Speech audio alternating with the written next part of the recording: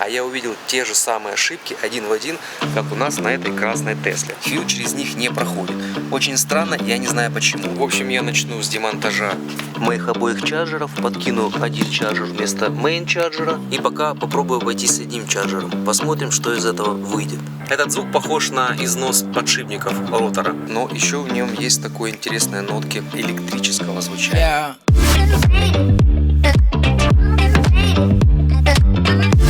Всех приветствую. Приехала к нам вот такая вот очередная Tesla. Это Model S, 13 год, P85. В неплохой комплектации, на пневме, целенькая, в хорошем состоянии, хорошая целая резина, колеса. Но, естественно, она не едет, иначе это было бы неинтересно. Вот такой вот автомобиль. 85 тысяч миль. У машины не включаются контакторы, естественно, не работает DC-DC, нет 12-вольтной поддержки для системы машины. Я немножечко подиагностировал и вижу, что здесь, во-первых, у нас есть разбаланс по ячейкам достаточно сильный. То есть первый модуль просаженный, а шестой модуль почему-то перезаряженный. И еще очень важный момент, который я здесь обнаружил, это ошибки, которые есть. И вот ошибка по причарджу. Вот ошибка по причарджу и вот ошибка по причарджу. То есть из-за этого, естественно, контакторы могут не закрыться, и у нас машина никуда не поедет и ничего не заработает. Поэтому сейчас я ее введу в Factory Mode или Service Mode Plus, еще немного покопаюсь, и есть вероятность, что нам придется открывать батарейку.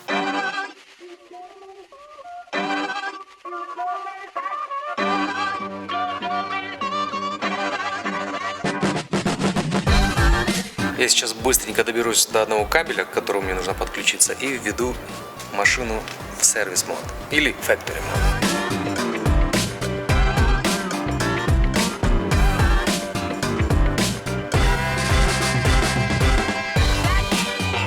Для этого мне придется снять пару панелей.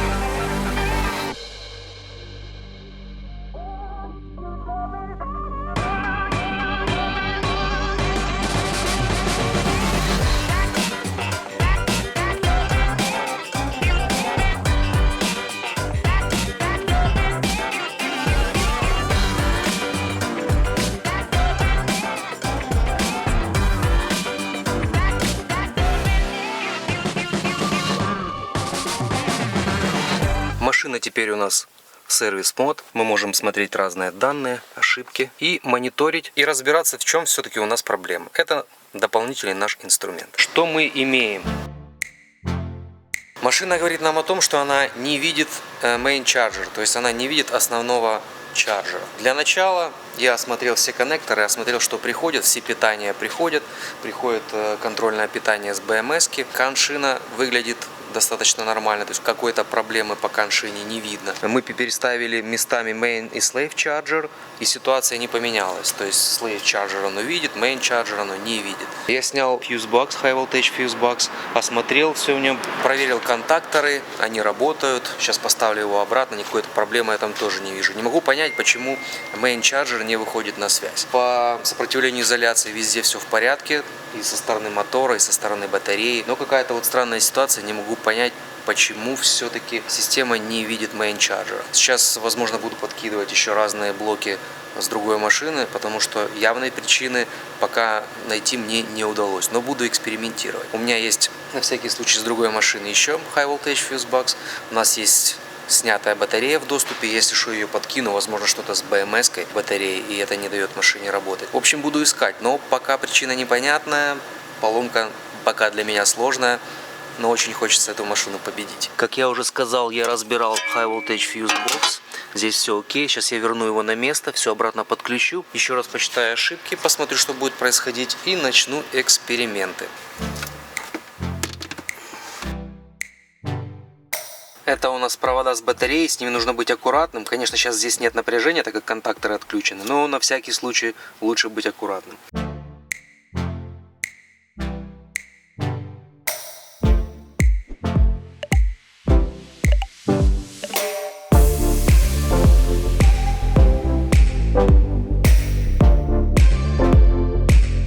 Провода с чардж-порта у нас чуть разной длины, поэтому здесь не перепутаешь.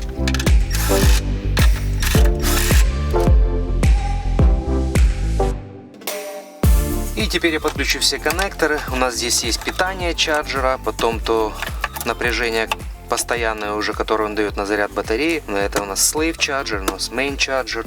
У нас еще здесь есть коннекторы от контакторов. И у нас здесь есть интерлок, который магнитным способом без крышки, в общем, интерлок не закрывается. Сейчас я это все подсоберу и еще раз посмотрю на ошибки, которые у нас будут.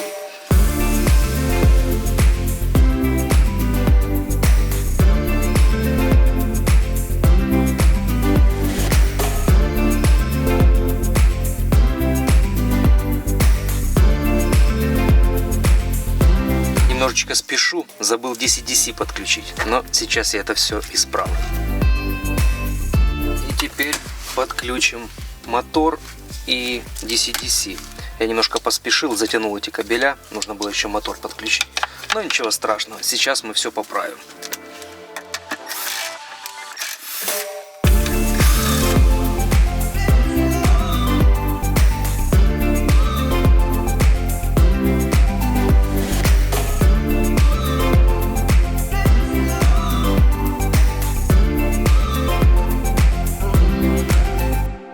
Теперь у нас все на месте, и можно закрывать крышку High Voltage Fuse Box.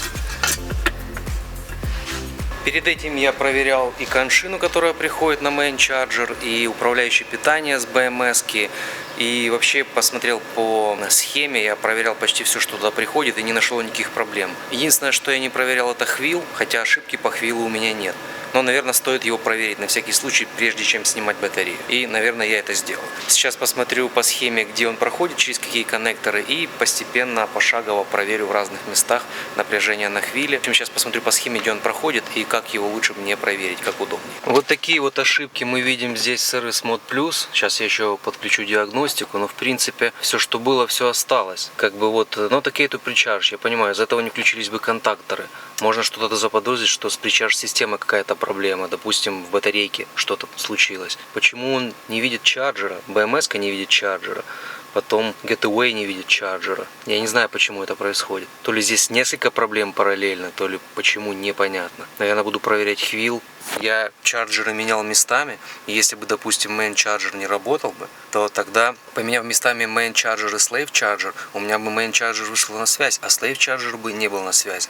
А так я поменял их местами, и у меня slave charger как виделся, так и видится, а main charger как не виделся, так и не видится. Вообще, пока не понимаю, в чем проблема, прям загадка для меня. Буду копаться дальше. В общем, продолжаю все свои эксперименты с красной Теслой. Я поставил на место фьюзбокс, High Voltage фьюзбокс, но как бы это не изменило ситуации. И я начал экспериментировать. Я решил прозвонить хвил, потому что у меня в диагностике хвил не проходил. Я разобрался со схемой, как это все работает, куда что идет, где какие сопротивления, и нашел, что хвил у меня не проходит ни через Main Charger, ни через Slave Charger. Хотя через Drive Inverter он проходит 60 Ом как надо, и через DC-DC преобразователь, там без сопротивления он тоже проходит, и проходит через BMS-ку на землю, через 60 Ом тоже все в порядке. Поэтому я решил, что сделать. Так как у меня система не видит чарджеров, и я на самом деле не имею очень большого опыта с тем, как реагирует и какая логика работы систем Tesla в некоторых моментах. И я решил взять просто хвил, замкнуть через шунт в 120 Ом, чтобы сымитировать таким образом сопротивление чарджера Main и Slave для хвила.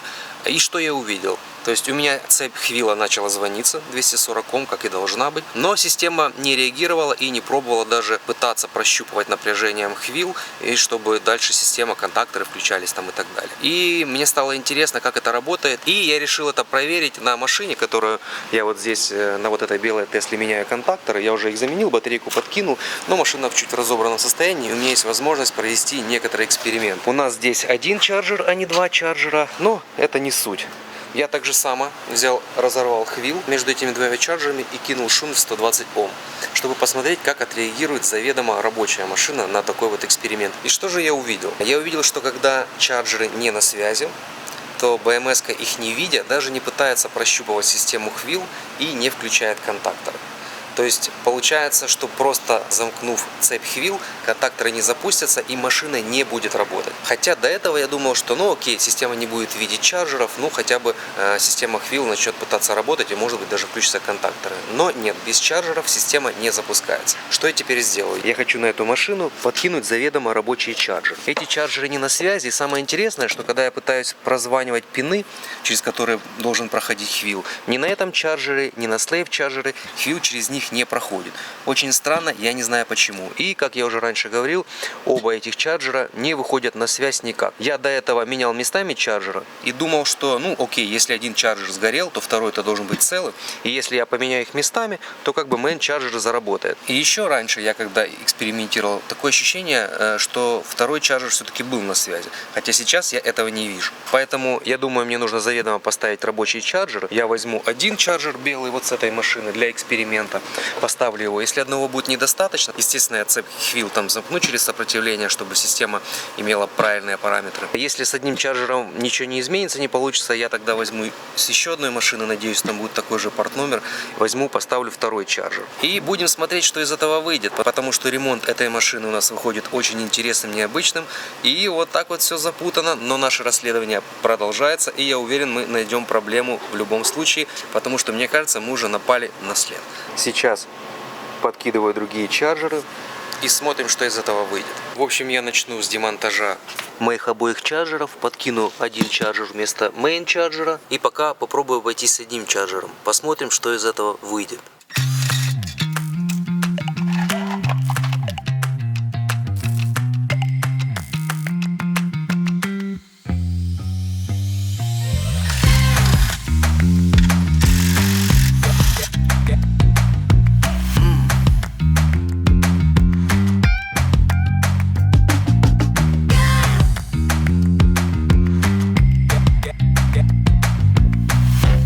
Эти провода лучше чем-то заизолировать аккуратно. Конечно, контакторы отключены, но это силовые провода с батареей.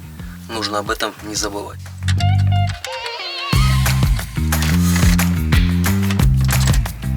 Я снимаю High Voltage Fuse Box для того, чтобы иметь доступ к этим патрубкам, чтобы снять чарджеры.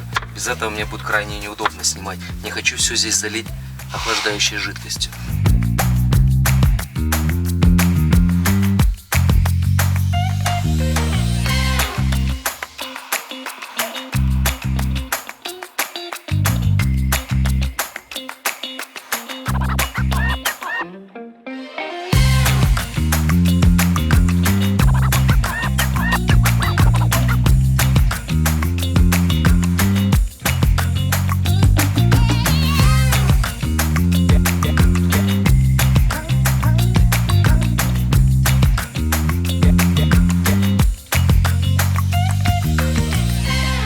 Сейчас я займусь демонтажом чарджера с машины, с которой я могу его на время повзаимствовать. И поставлю пока для начала один чарджер. И посмотрим, как отреагирует на это система. Потому что здесь два чарджера. И возможно она захочет видеть два чарджера. Ну, узнаем об этом позже.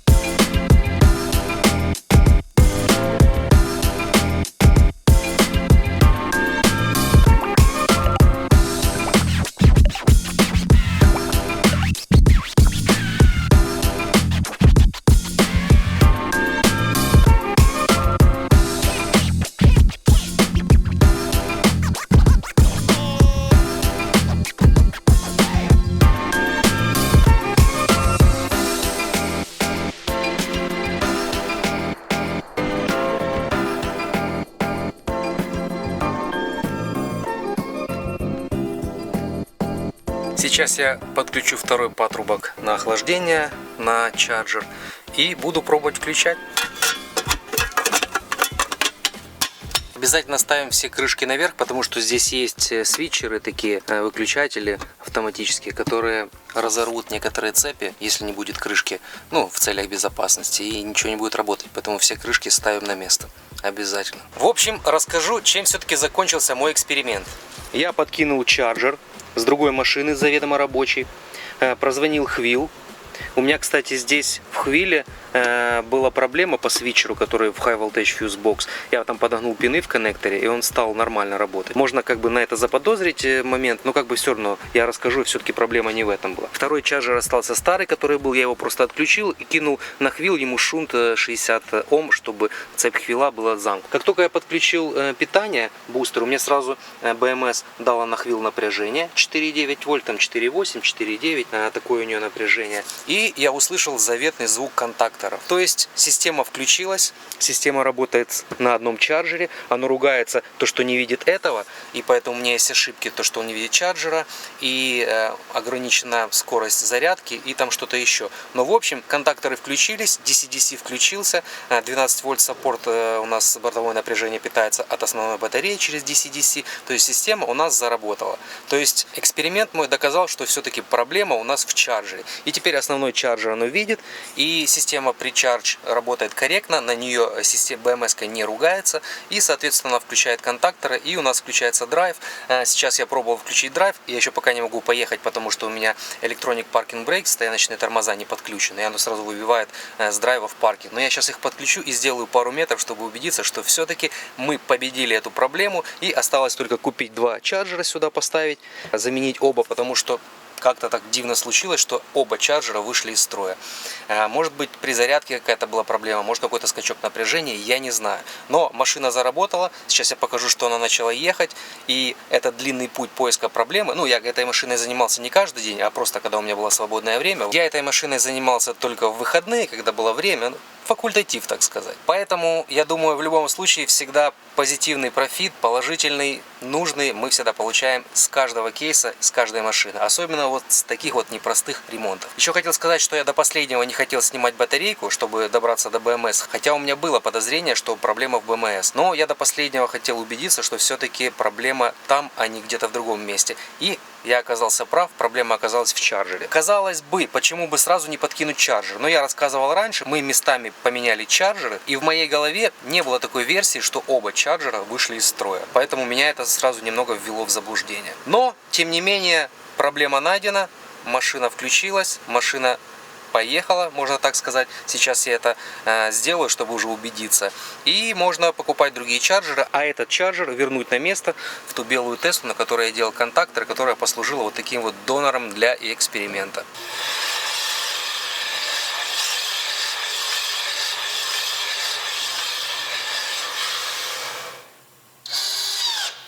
Вот такое у нас было непростое расследование по этой машине, по ее причинам, почему она не работает. Но все-таки проблему мы нашли, и теперь закажем чарджеры сюда, поставим другие и соберем эту машину, и она поедет, помчится к своему новому владельцу. Такая вот история.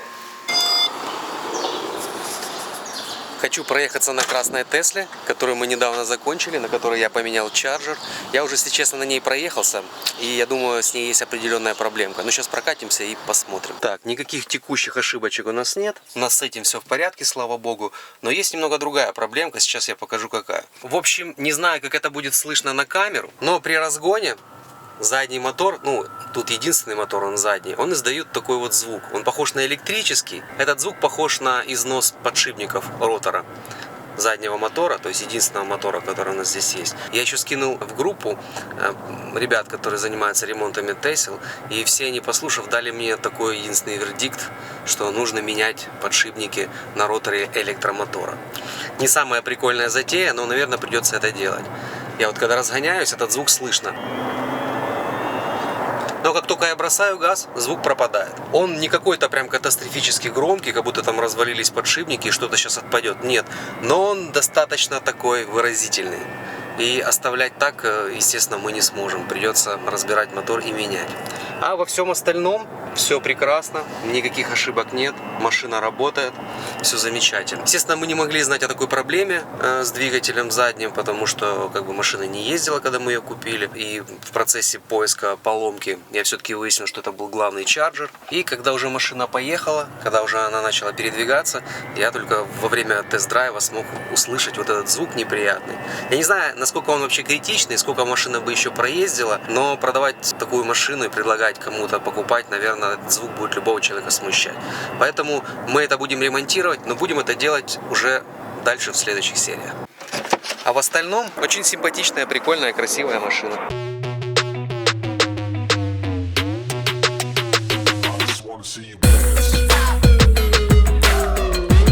Она на пневме, в хорошей комплектации. У нее хороший чистенький салон, такого вот бежевого цвета. Достаточно все не заюзано. Естественно, машина еще не детейлилась, она еще не чистилась. Это вот в таком виде мы ее купили. Но тем не менее, как мне кажется, отличный автомобиль. Так что в следующих сериях мы зафиналим ремонт и починим двигатель. И я покажу, как мы будем это делать. Это должно быть интересно. Поехали! Всем привет! И мы снова вместе, снова рядом. Сегодня у нас опять Сабантуй. А у нас гуляночка. Что там? Давай, я подержу, а ты потанцуй. Так как потанцуй, надо же распаковывать. Если мы не распакуем, то кто распакует? Вылюби ее и влюби. О, это я так умею, шилом. Так заклеили, как будто уже кто-то ее покупал. Нет, так заклеили, как будто мы ее не сдадим. Миша? Да. Вечеринка собирается. А у нас гуляночка. Владимир настраивает музыку. Люди потихоньку собираются. Ну, короче, собирают настроение пока что. Сейчас, короче, первый конкурс и поехали, да? Ребята, молодец. Суем, Володя. У нас все получилось. Вы выиграли кондиционер! А максимум 13 дают, да? Да. Я уже 12 имею. Тикеты. Он про другие, про поинты, понимаешь? Надеюсь, что у нас сегодня ни у кого не будет тикетов. У меня был только один тикет, и он стоил не $5, а 165. Поэтому я не хочу тикетов. Да. Там еще есть приумножение таблицы, ты помнишь? Да. Типа поначалу 25, а потом в конце... Еще один есть на сколько? На 250, который уже, да? 250. Хочешь постоять на гидранте? Проси разрешение у Вовы. Если не платишь 45, 250. Хочу рассказать такую интересную историю. В общем, есть у нас такой автомобиль. Это Model S, по-моему, 13 или 14 года. P85, заднеприводная. Ну, естественно, в том году были только заднеприводные машины. А эта машина к нам попала как не ездящая.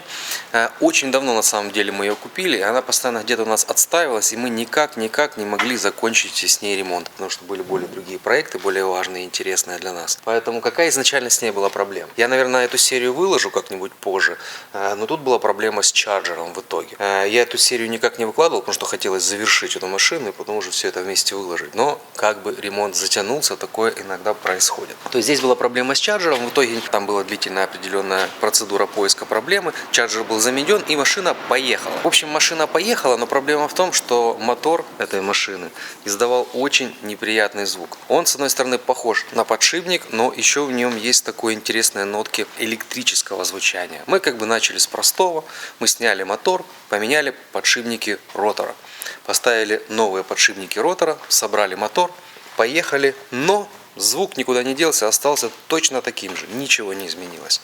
Подшипники ротора, как я уже сказал, были заменены на полностью новые.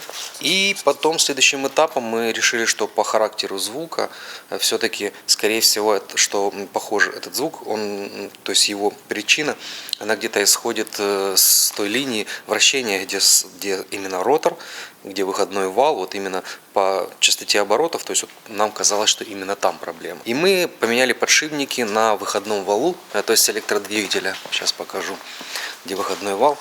То есть вот он, выходной вал. Мы поменяли вот этот и нижний подшипник, в крышке он стоит. Мы поменяли вот эти два подшипника на новые. Снова собрали мотор, и снова звук никуда не делся. Естественно, мы расстроились, стали думать дальше. Ну, мы эту машину мы откладывали несколько раз на потом, потому что, как я уже сказал, занимались более насущными на тот момент проектами. Подумав, послушав этот звук еще какое-то количество раз, у нас появилась версия, что этот звук издает инвертор. Потому что он такой был электрический, и когда ты даешь газ, именно при нагрузке, он появляется. Когда ты его чуть-чуть сбрасываешь, машина катится, он полностью пропадает. И когда ты бросаешь полностью педаль газа, то есть рекуперация начинается, он чуть с меньшей силой, но снова появляется. Так он звучал. Если найду где-то видео этого звука, я его вставлю в ролик, постараюсь поискать. Но при разгоне задний мотор, ну, тут единственный мотор, он задний, он издает такой вот звук. Он похож на электрический, но все-таки, в общем, этот звук похож на износ подшипников ротора. В итоге мы заменили инвертор. Вот этот инвертор, который стоял раньше на этой машине. Сейчас там стоит мотор с другим инвертором. Мы поменяли инвертор, начали двигаться, ехать на этой машине, поехали на тест-драйв. И снова увидели, что звук никуда не делся. А мы опять стали думали, гадать, что делать, почему. Опять эта машина откладывалась на какое-то время. В итоге мы решили, что, возможно, этот звук издает обмотка статора. Что, может быть, где-то тут эпоксидный клей или чем там залита обмотка, он немного где-то расслабился. И при больших силовых, ну, при больших полях электромагнитных, при подаче большого тока на статор, то есть какая-то из обмоток вибрирует и создает такой звук. И что мы сделали? Мы поменяли статор. Это статор тоже с этой машины. Мы поменяли статор, и заодно мы поставили другие подшипники, другой ротор, поставили другой дифференциал и другой промежуточный вал с подшипниками. Мы все это дело собрали и думаем, ну мы уже все поменяли в этом моторе, он по-любому должен ехать. В итоге мы выехали на тест-драйв и услышали, что звук абсолютно не изменился. Он точно такой же неприятно громкий, как и был. Сейчас, я не знаю, постараюсь показать. А машина сейчас отключена, если это будет видно. То есть мы вытащили эту резинку. Оттуда как раз идут провода наружу, на улицу, так сказать. И услышали, что звук идет оттуда с огромной силой. То есть все-таки он идет со стороны мотора.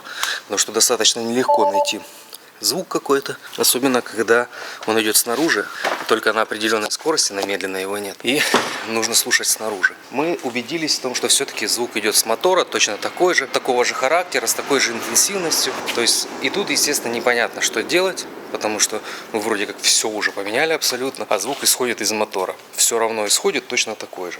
Мы сейчас будем продолжать наш эксперимент. Мы сейчас соберем второй мотор, используя инвертор, ротор, статор с этой машины, крышку может быть с другой машины, и выходной вал, промежуточный вал и дифференциал, еще с какой-нибудь, ну мы найдем, у нас там много моторов, есть разных, мы с какого-нибудь донора возьмем и посмотрим, что из этого получится, потому что на самом деле тема очень интересная, и такого у нас еще не было случая, что мы вот столько времени потратили на машину, столько раз снимали мотор, а это уже 4 раза мы его снимали.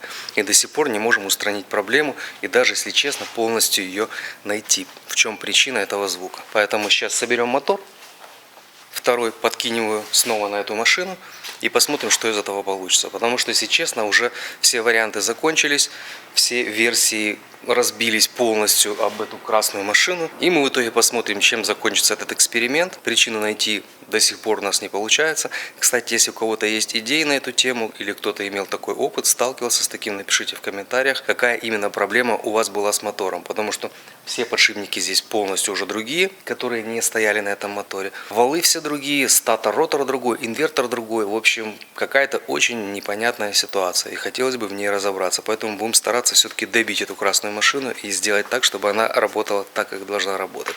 Поэтому поехали.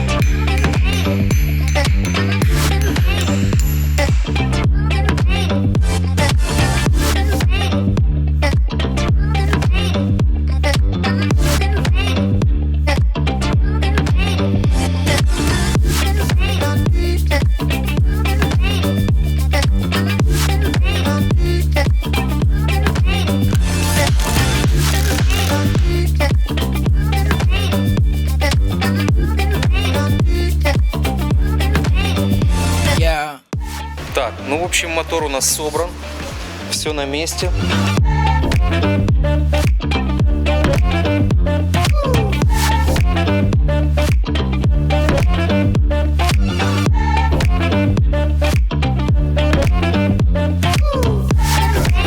Теперь что мы сделаем? Мы снимем мотор с вот этой красной машины, на которой мы так и не можем победить этот звук, и подкинем этот мотор. И мы, я еще думаю, сначала подкинем этот мотор в подрамник и, не ставя сам мотор на машину, мы подкинем на удлинители, на провода и попробуем покрутить мотор с определенной скоростью достаточно быстро, чтобы послушать, будет звук или нет. Насколько это получится сделать не на машине, я не знаю, но попробуем.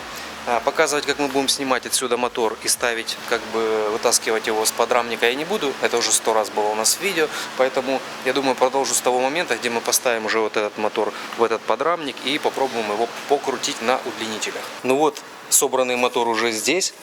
Вместо вот того, который был предыдущий собранный. Здесь уже подкинуты удлинители. Вот высоковольтный мы сейчас удлинили. И проводка подрамника тоже удлинена, чтобы оригинальную не снимать. Сейчас все это дело мы подкатим под машину, подключим. И попробуем поехать, так сказать. И послушаем, что за звуки будет издавать наш мотор.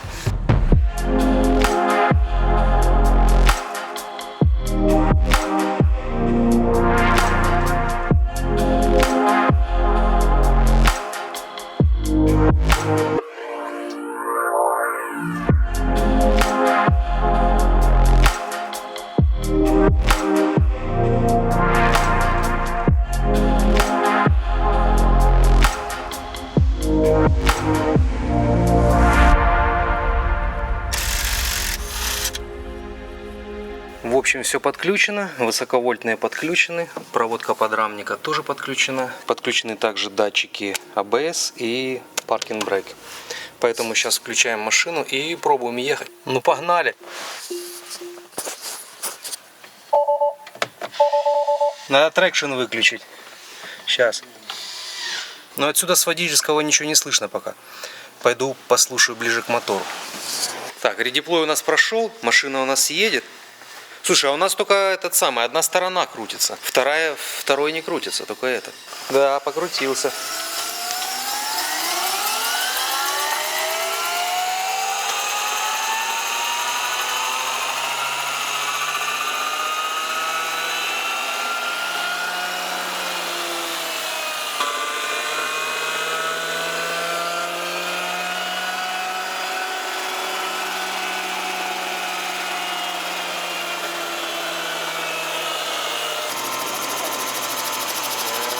Значит, что могу сказать?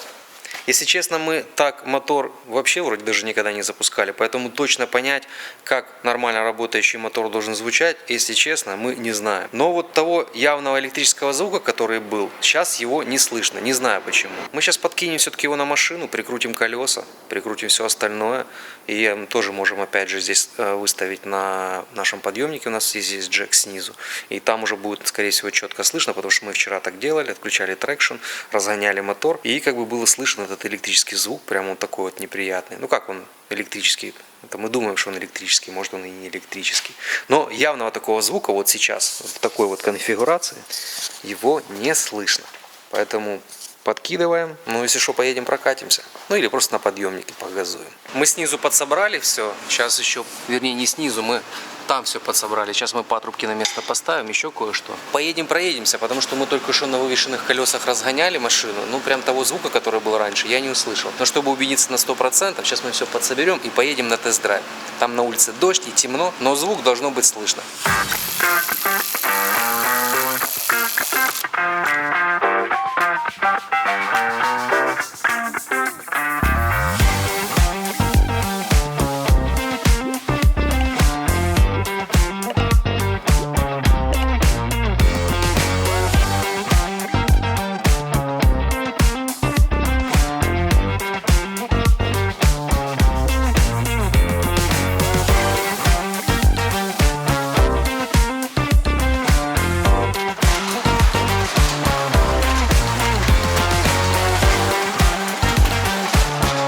Ну поехали на тест-драйв. Да, через ту дырочку слышно хорошо вообще, что происходит там. Очень похоже на то, что мы все-таки победили этот красный автомобиль. 5 раз мы снимали мотор. Это, наверное, рекорд этот войдет в Да не историю. говори ты никому, что ты 5 раз засмеют там. Не, ну слушай, ну была такая история, что делать. Но главное, что победили, и звука нету. Слушай, ну наконец-то. Значит, что-то в том моторе осталось то, да, что делает этот звук. Там остался один единственный подшипник, который, по-моему, мы не меняли. Неужели это он? Ну это прям абсурд какой-то. Он вообще не выглядел плохим, тем более он роликовый. Вот, на нем вообще не видно никакого износа. Но сейчас-то нету. Не, реально, звука нет. Победа! Хочу все-таки подытожить серию с этой красной машины. Ну, вернее, наверное, первая часть. Эту машину на самом деле мы купили очень давно. Она у нас, наверное, ну может год, я не знаю. Это, по-моему, одна из первых машин, которые купили, с первого там десятка, так точно. Там с самого начала, я помню, были проблемы с чарджером. Потом появился этот звук мотора, и мы эту машину часто откладывали. Мы первый раз сняли, поменяли подшипники, я так помню, поменяли подшипники на роторе, те, которые керамические, поставили новые. Звук не ушел, мы эту машину отставили, она стояла где-то еще у нас какое-то время, там месяц-два, я не знаю, может больше. Потом мы поменяли подшипники на выходном валу, поставили новые. У нас снова как бы этот звук остался, нас это, конечно, опечалило, 2 раза снимали мотор. Мы ее снова куда-то отставили, она еще долго стояла, пока мы занимались другими проектами, потому что у нас машин достаточно много, не один десяток, так сказать, поэтому мы занимаемся тем, что быстрее можно продать, где можно заработать деньги, так у нас обычно это работает.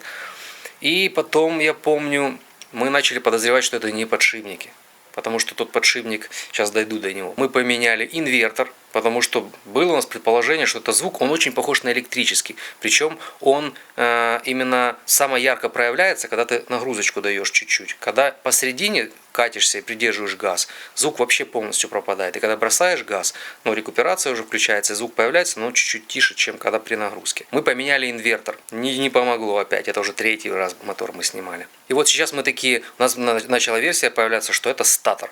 То есть статор, обмотка, где-то уже что-то она не так залита клеем, как надо, где-то вибрирует от магнитных полей и создает такой звук. Невероятная как бы теория, но решили, ну не знаем, что делать уже, потому что такого в нашей практике не было. Мы поменяли статор, который точно не дает звуки, и этот звук остался. И мы, конечно, вчера немного с Артемом офигели. Начали думать, гадать и решили собрать другой мотор, полностью другой мотор. Хотя в этом моторе остался статор, ротор, инвертор, и масляный насос, по-моему. Дифференциал, промежуточный вал и выходной вал были с другой машины, с другого мотора. И получается, мы собрали этот мотор, который сегодня показывал, и в итоге поставили его на машину, и с ним все в порядке. То есть, единственное, что осталось в том моторе, который все-таки издавал звук, сейчас покажу это что.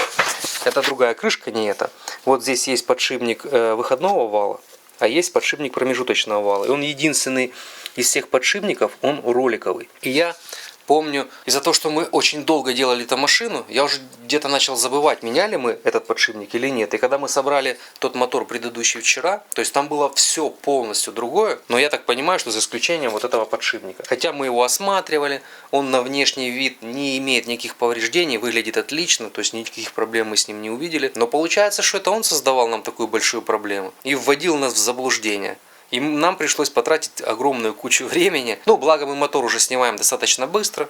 То есть где-то чуть больше часа, и мотор уже 1,5 часа, наверное, максимум, мотор уже разобранный до болтика лежит. Как бы мы уже сейчас научились это быстро делать. Но тем не менее, мы уже могли бы за это время кучу моторов сделать, а мы разбирались с этим. Но это хороший опыт, а опыт это бесценно. Поэтому спасибо всем за внимание.